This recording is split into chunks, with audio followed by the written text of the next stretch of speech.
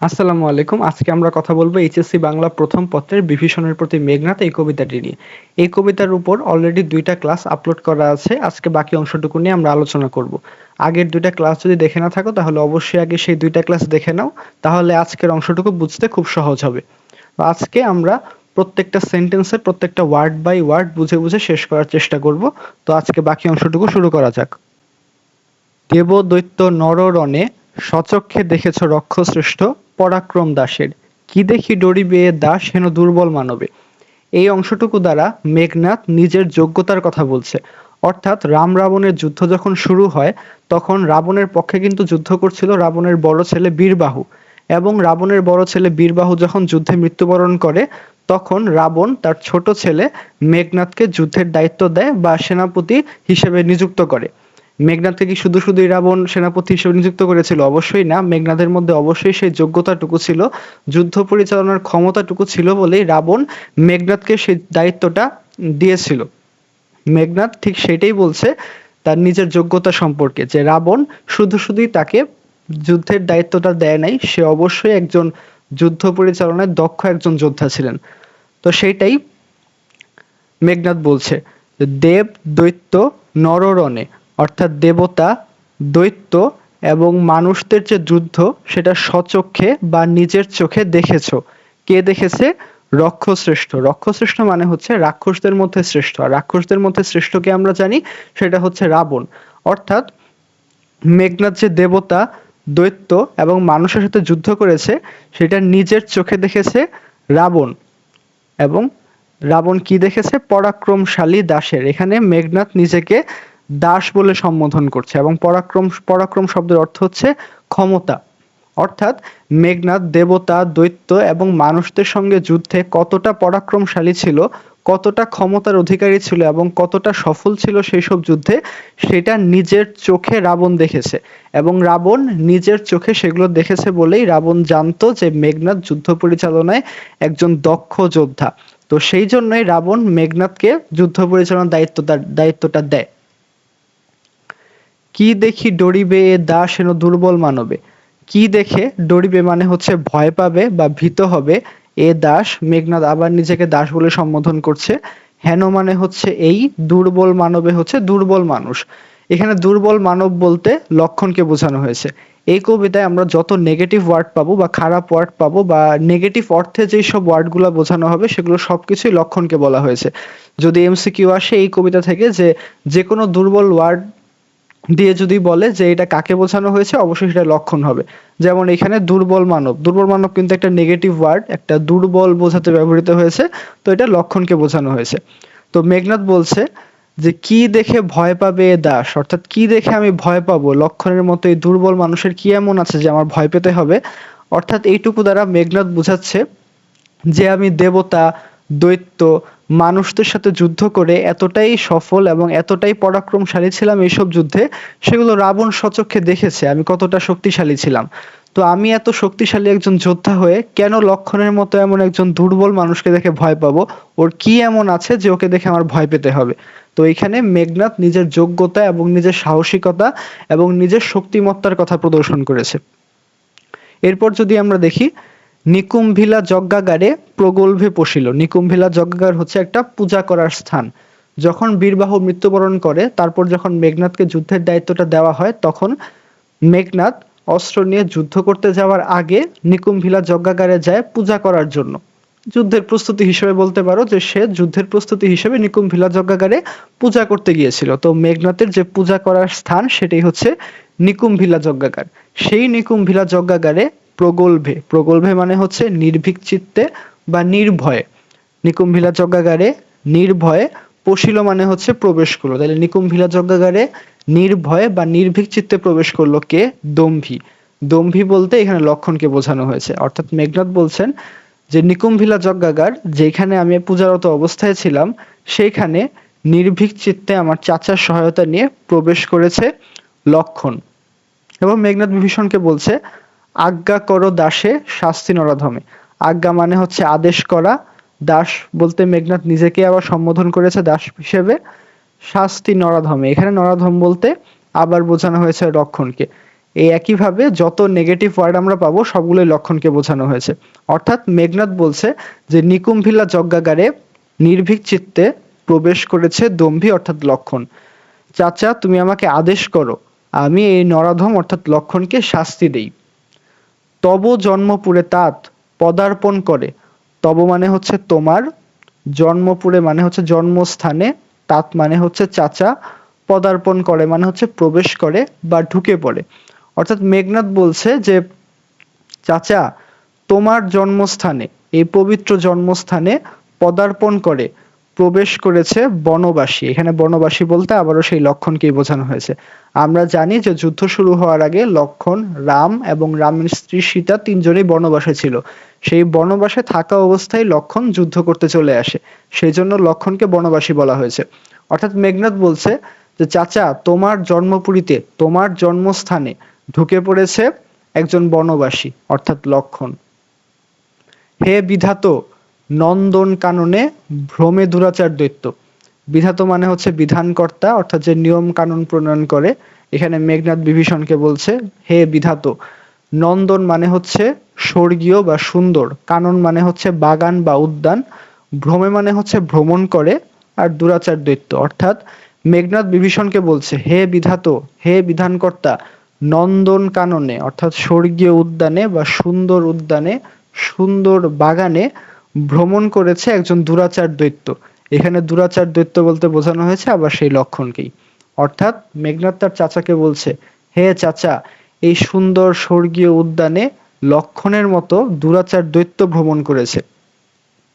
প্রফুল্ল কমলে কীটবাস। প্রফুল্ল মানে হচ্ছে তাজা বা ফুটন্ত বা জীবন্ত, মানে তাজা বলতে বোঝানো হয়েছে, তাজা বা ফুটন্ত বলতে প্রফুল্ল বোঝানো হয়েছে। কমল মানে, কমল মানে হচ্ছে পদ্ম ফুল, অর্থাৎ তাজা পদ্ম ফুলে কীটবাস, কীট মানে হচ্ছে পোকা, অর্থাৎ তাজা পদ্ম ফুলে কীট বলতেও এখানে লক্ষণকে বোঝানো হয়েছে। অর্থাৎ যে তাজা পদ্ম ফুলে একটা কীট বসবাস করছে, লক্ষণের মতো একজন কীট বা লক্ষণের মতো একটা পোকা এই প্রফুল্ল কারণে এই স্বর্গীয় উদ্যানে বা এই সুন্দর লঙ্কা রাজ্যে অবস্থান করছে বা বসবাস করছে। কহ তাত সহিব কেমনে, চাচা তুমি বলো আমি কিভাবে সহ্য করব। সহিব মানে হচ্ছে সহ্য করা। বিভীষণের প্রতি মেঘনাদ বলছে যে চাচা তুমি বলো আমি কিভাবে সহ্য করব হেন অপমান। এই অপমান, কোন অপমানটা? এই যে আমরা যে উপরে পড়লাম যে এই আমার জন্মপুরে অর্থাৎ এই জন্মস্থানে কে পদার্পণ করেছে? বনবাসী পদার্পণ করেছে। এই যে আমার জন্মস্থানে একজন বনবাসী পদার্পণ করলো, তারপরে এই সুন্দর স্বর্গীয় উদ্যানে একটা দুরাচার দৈত্য ভ্রমণ করলো, তারপরে এই সুন্দর স্বর্গীয় উদ্যানে একজন কীট বসবাস করছে। বলো তাত আমি এই অপমানটা কিভাবে সহ্য করব। ভ্রাতৃপুত্র তব, ভ্রাতৃ মানে হচ্ছে ভাই, পুত্র মানে হচ্ছে সন্তান অর্থাৎ ভাইয়ের সন্তান বা ভাতিজা। এখন মেঘনাদ কিন্তু বিভীষণের ভাতিজা, তো সেটাই বলছে যে আমি তোমার ভাতিজা হয়ে কিভাবে এই অপমান সহ্য করব যে লক্ষণের মতো একটা কীট এই প্রফুল্ল কাননে এসে বসবাস করছে, বা লক্ষণের মতো এই দুরাচার দৈত্য এই নন্দন কাননে সুন্দর উদ্যানে এসে বসবাস করছে, আমি তোমার ভাতিজা হয়ে কিভাবে এই অপমানটা সহ্য করব। তুমিও হে রক্ষমণি সহিছ কেমনে। এখানে রক্ষমণি বলতে বিভীষণকে বোঝানো হয়েছে। বিভীষণকে মেঘনাদ বলছে যে তুমিও চাচা, তুমিও কিভাবে এটা সহ্য করছো। সহিছ মানে হচ্ছে সহ্য করছো। তো মেঘনাদ নিজেও অবাক যে তার চাচা বিভীষণ কিভাবে এই বিষয়গুলো সহ্য করছে। তো এতক্ষণ যেটুকু পড়লাম এইটুকুতে মেঘনাদ বিভীষণকে কিছুটা তুচ্ছ তাচ্ছিল্য করে কিছু প্রশ্ন জিজ্ঞেস করে বা কিছু কথা বলে, যে মেঘনাদের কাছে আসলে এটা খুবই আশ্চর্যের বিষয় যে তার চাচা বিভীষণ কিভাবে মেঘনাদকে কিভাবে লক্ষণকে সাহায্য করছে এই লঙ্কা রাজ্যে বসবাস করার জন্য। এইসব কথা শুনে এর পরের অংশটুকুতে মেঘনাদের চাচা বিভীষণ মেঘনাদের কথার উত্তর করে। অর্থাৎ এইটুকু যে পড়লাম এইখানে মেঘনাদ তার চাচার প্রতি কিছু প্রশ্ন ছুড়ে দিয়েছিল, কিন্তু এর পরেই বিভীষণ মেঘনাদের সেই প্রশ্নগুলোর উত্তর দিবে। এখন সেই উত্তরের অংশে আমরা চলে যাই। মহামন্ত্র বলে যথা নম্র শিরফণী, মলিন বদল লাজে উত্তরিলা রথী, রাবণ অনুজ লক্ষ্মী রাবণ আত্মজ। এখানে আমরা প্রত্যেকটা লাইনের বা প্রত্যেকটা ওয়ার্ডের অর্থগুলো বোঝার চেষ্টা করি। মহামন্ত্র বলে, বলে মানে হচ্ছে শক্তিতে, অর্থাৎ মহামন্ত্র বা প্রবল মন্ত্রের শক্তিতে যথা মানে হচ্ছে যেভাবে বা যেমন। নম্র শির, শির মানে হচ্ছে মাথা, নম্র মানে হচ্ছে নিচু হয়ে আসা, ফণী মানে হচ্ছে সাপ। অর্থাৎ এখানে বোঝানো হয়েছে যে প্রবল মন্ত্রের শক্তিতে যেভাবে সাপের মাথা নিচু হয়ে আসে। আবার বলি, যেভাবে প্রবল মন্ত্রের শক্তিতে সাপের মাথা নিচু হয়ে আসে, ঠিক সেইভাবেই মলিন বদল লাজে, লাজ মানে হচ্ছে লজ্জায়, আর মলিন বদল লাজে মানে হচ্ছে লজ্জায় মুখ মলিন হয়ে আসা বা লজ্জায় মুখ নিচু হয়ে আসা। অর্থাৎ প্রবল মন্ত্রের শক্তিতে সাপের মাথা যেরকম নিচু হয়ে আসে, ঠিক সেইভাবে লজ্জায় মুখ মলিন হয়ে গেছে। কার মুখ মলিন হয়ে গেছে? এই রথি এবং রামানুজের। রথি বলতে এখানে বিভীষণকে বোঝানো হয়েছে, রাবণ অনুজ বলতে এখানে বিভীষণকে বোঝানো হয়েছে। রাবণ অনুজ বলতে রাবণ মানে হচ্ছে রাবণ, রাবণ অনুজ মানে হচ্ছে রাবণের ছোট ভাই অর্থাৎ বিভীষণ। এখানে বলছে যে প্রবল মন্ত্রের শক্তিতে সাপ যেরকম তার মাথা নত করে ফেলে, ঠিক সেরকমই লজ্জায় মুখ নিচু করে বা লজ্জার ফলে মুখ মলিন করে উত্তরিলা মানে হচ্ছে উত্তর করে। কে উত্তর করে? বিভীষণ। রাবণ অনুজ বলতে বিভীষণকে বোঝানো হয়েছে। রাবণ অনুজ বলতে কেন বিভীষণকে বোঝানো হয়েছে? কারণ বিভীষণ হচ্ছে রাবণের ছোট ভাই, আর রাবণ অনুজ মানে হচ্ছে রাবণের ছোট ভাই, অর্থাৎ এখানে বিভীষণকে বোঝানো হয়েছে। এখন বিভীষণ যে উত্তর করে, কাকে লক্ষ্য করে উত্তর করে? লক্ষ্মী মানে হচ্ছে লক্ষ্য করে রাবণ আত্মজ। রাবণ আত্মজ মানে হচ্ছে রাবণের ছেলে, আত্মজ মানে হচ্ছে সন্তান বা ছেলে। রাবণ আত্মজকে মেঘনাদ, মেঘনাদ হচ্ছে রাবণের ছেলে। অর্থাৎ আবার এটুক যদি বলি, মহান মন্ত্র বা প্রবল মন্ত্রের শক্তিতে সাপ যেরকম তার মাথা নত করে ফেলে, ঠিক সেই রকমই লজ্জায় মুখ মলিন হয়ে উত্তর দেয়। কে উত্তর দেয়? রথি অর্থাৎ বিভীষণ, রাবণ অনুজ বিভীষণ। অর্থাৎ উত্তর করে কে? বিভীষণ উত্তর করে। কাকে লক্ষ্য করে উত্তর করে? রাবণ আত্মজ। রাবণ আত্মজ মানে হচ্ছে মেঘনাদ, অর্থাৎ মেঘনাদকে লক্ষ্য করে মলিন বদল রাজে বিভীষণ উত্তর করে, ঠিক যেভাবে মন্ত্রের শক্তিতে সাপ তার মাথাটা নিচু করে ফেলে। এটুকের অর্থ এইটাই। তারপর বিভীষণ বলে, নাহি দোষী আমি বৎস, বৃথা বৎস মোরে তুমি। আমি দোষী না বৎস, বিভীষণ বলছে আমি দোষী না, বৃথা বৎস মোরে তুমি, তুমি আমাকে শুধু শুধু তিরস্কার করছো। বৎস মানে হচ্ছে তিরস্কার করা, অর্থাৎ বিভীষণ বলছে যে আমি দোষী না, তুমি শুধু শুধু আমাকে তিরস্কার করছো। নিজ কর্ম দোষে হায়, মজাইলা এ কনক লঙ্কা রাজা, মজিলা আপনি। এখানে মেঘনাদ বলছে নিজ কর্ম দোষে, নিজের কর্ম দোষে হায় মজাইলা, মজাইলা মানে হচ্ছে বিপদগ্রস্ত হওয়া। অর্থাৎ মেঘনাদ বিভীষণ বলছে যে নিজের কর্ম দোষে বিপদগ্রস্ত হয়েছে। কে বিপদগ্রস্ত হয়েছে? কনক লঙ্কা রাজা। কনক মানে হচ্ছে সোনা বা স্বর্ণ। লঙ্কা রাজ্যে প্রচুর সোনা বা স্বর্ণ পাওয়া যেত বলে লঙ্কা রাজ্যকে কনক লঙ্কা বলা হয়। আর কনক লঙ্কার রাজা কে ছিল? রাবণ। অর্থাৎ কনক লঙ্কা রাজা বলতে রাবণকে বোঝানো হয়েছে। মানে বিভীষণ বলছে নিজের কর্মদোষে বিপদগ্রস্ত হয়েছে রাবণ। মজিলা আপনি, মজিলা মানে বিপদগ্রস্ত হওয়া, আপনি বলতে এখানে বিভীষণকে বলেছে, মেঘনাদকে বলেছে, সরি মেঘনাদকে বলেছে। তো বিভীষণ বলছে যে নিজের কর্মদোষে রাবণ বিপদগ্রস্ত হয়েছে এবং তুমিও বিপদগ্রস্ত হয়েছে। এখন এই কর্মদোষটা কি? কর্মদোষটা হচ্ছে রাবণ রামের স্ত্রী সীতাকে যে অপহরণ করে নিয়ে এসেছিল, সেটাই হচ্ছে রাবণের কর্মদোষ। অর্থাৎ রাবণ যে সীতাকে অপহরণ করে নিয়ে আসলো, বিভীষণের চোখে সেটা ছিল তার দোষ। তাই বিভীষণ বলছে যে রাবণ যে দোষটা করেছে, সেই দোষের কারণে রাবণ নিজেও বিপদগ্রস্ত হয়েছে এবং সেই সঙ্গে তুমিও বিপদগ্রস্ত হলে। বিরত সতত পাপে দেবকুল, বিরত মানে হচ্ছে দূরে থাকা, সতত মানে হচ্ছে সর্বদা, পাপ মানে পাপ, দেবকুল মানে দেবতা, অর্থাৎ দেবতাদের সবসময় পাপ থেকে দূরে থাকা উচিত। এবে, এবে মানে এখন, এখন পাপপূর্ণ লঙ্কাপুরী, লঙ্কাপুরী মানে হচ্ছে লঙ্কা রাজ্য, কিন্তু এখন লঙ্কা রাজ্য পাপে পরিপূর্ণ। অর্থাৎ দেবতাদের সব সময় পাপ থেকে দূরে থাকা উচিত, কিন্তু লঙ্কা এখন পাপে পরিপূর্ণ। কেন পাপে পরিপূর্ণ? কারণ রাবণ একটা দোষের কাজ করেছে। কি দোষের কাজ? রাবণ রামের স্ত্রী সীতাকে অপহরণ করে নিয়ে এসেছে, সেটাই ছিল রাবণের দোষ। আর রাবণের সেই দোষের জন্যই লঙ্কা রাজ্য এখন পাপে পরিপূর্ণ। প্রলয়ে যেমতি বসুধা, ডুবিছে লঙ্কায় কাল সলিলে। প্রলয় মানে হচ্ছে ঝড় বা ধ্বংসের সময়, বসুধা মানে হচ্ছে পৃথিবী। অর্থাৎ ঝড়ে পৃথিবী যেরকম ধ্বংস হতে থাকে ঠিক সেই রকমই লঙ্কা সেই সময়ের স্রোতে ধ্বংসের পথে এগিয়ে যাচ্ছে। কাল মানে হচ্ছে সময়, সলিলে মানে হচ্ছে স্রোতে, অর্থাৎ সময়ের স্রোতে এই লঙ্কা রাজ্য ধ্বংসের দিকে এগিয়ে যাচ্ছে, ঠিক যেরকম ঝড়ের সময় পৃথিবী ধ্বংসের দিকে এগিয়ে যায়। রাঘবের পদাশ্রয় রক্ষার্থে আশ্রয়িতেই আমি। রাঘব মানে হচ্ছে রঘু বংশের শ্রেষ্ঠ সন্তান, আর রঘু বংশের শ্রেষ্ঠ সন্তান হচ্ছে রাম, অর্থাৎ রাঘব বলতে এখানে রামকে বোঝানো হয়েছে। এজন্য বিভীষণ বলছে যে যেহেতু রাবণ অনেক বড় অন্যায় করেছে, রামের স্ত্রী সীতাকে অপহরণ করে নিয়েছে এবং তার সেই পাপের জন্য পুরা লঙ্কা রাজ্য আজ ধ্বংসের দিকে এগিয়ে যাচ্ছে এবং পুরা লঙ্কা রাজ্য আজ পাপে পরিপূর্ণ, সেই জন্য বিভীষণ রামের পদাশ্রয়ে আশ্রয় নিয়েছে, অর্থাৎ রামের পায়ের কাছে বিভীষণ আশ্রয় নিয়েছে, তেই মানে হচ্ছে সেই জন্য। অর্থাৎ রাবণের দোষের জন্য বিভীষণ রাঘব অর্থাৎ রামের পায়ের কাছে আশ্রয় নিয়েছে। পরদোষে কে চাহে মজিতে, বিভীষণ বলছে যে অন্যের দোষে আমি কেন বিপদগ্রস্ত হব, কে বিপদগ্রস্ত হতে চায় অন্যের দোষে, চাহে মানে হচ্ছে চায়, মজিতে মানে হচ্ছে বিপদগ্রস্ত হওয়া।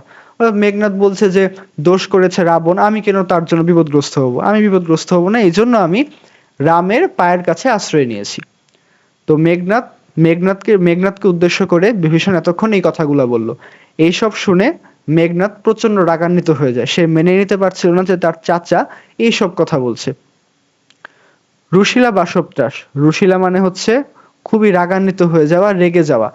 বাসবত্রাস বলতে এখানে মেঘনাদকে বোঝানো হয়েছে, অর্থাৎ মেঘনাদ তার চাচার এইসব কথাবার্তা শুনে প্রচন্ড রাগান্বিত হয়ে যায়।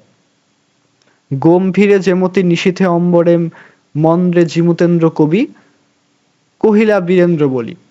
গম্ভীরে মানে হচ্ছে ভয়ঙ্কর ভাবে, যেমতি মানে হচ্ছে যেভাবে, নিশীথে মানে হচ্ছে রাতে, অম্বরে মানে হচ্ছে আকাশ, মন্দ্রে মানে হচ্ছে শব্দ বা ধ্বনি, জিমুতেন্দ্র মানে হচ্ছে মেঘের শব্দ বা মেঘের আওয়াজ, কপি মানে হচ্ছে গর্জন করা, কহিলা মানে হচ্ছে বলল, বীরেন্দ্র বলি বলতে এখানে মেঘনাদকে বোঝানো হয়েছে। তো এখানে এটুকের মূল অর্থটা যদি আমরা বোঝার চেষ্টা করি তাহলে হচ্ছে ফার্স্টে রুশিলা বাসবত্রাস, প্রথমে মেঘনাদ প্রচন্ড রাগান্বিত হয়ে যায় এবং রাতের বেলা আকাশে ভয়ঙ্কর ভাবে মেঘ যেরকম গর্জে ওঠে, অর্থাৎ ভয়ঙ্কর ভাবে আকাশে রাতের বেলা মেঘ যেরকম গর্জন করে ওঠে ঠিক সেইভাবেই বীরেন্দ্র বলে অর্থাৎ মেঘনাদ বলে উঠল। মানে চাচার এইসব কথায় মেঘনাদ এতটাই রাগান্বিত হয়ে গেছে যে সে ভয়ঙ্কর রূপ ধারণ করে এইসব কথাবার্তা বলা শুরু করলো। মেঘনাদ বলছে ধর্মপথগামী, সে তার চাচাকে বলছে ধর্মপথগামী, হে রাক্ষস রাজানুজ বিখ্যাত জগতে তুমি, কোন ধর্মমতে কহদাসে শুনি, জ্ঞাতিত্ব ভ্রাতৃত্ব জাতি এ সকলে দিলা জলাঞ্জলি। অর্থাৎ মেঘনাদ বলছে এখানে রাক্ষস রাজানুজ বলতে বোঝানো হয়েছে রাক্ষস রাজার অনুজ, আর রাক্ষস রাজা হচ্ছে রাবণ, অর্থাৎ রাবণের অনুজ। আমরা কিছুক্ষণ আগেই পড়লাম যে রাবণের অনুজ হচ্ছে বিভীষণ, অর্থাৎ রাবণের ছোট ভাই। রাবণের ছোট ভাই বলতে বিভীষণকে বোঝায়, এখানে রাক্ষস রাজানুজ বলতেও রাবণের ছোট ভাই অর্থাৎ বিভীষণকে বোঝানো হয়েছে।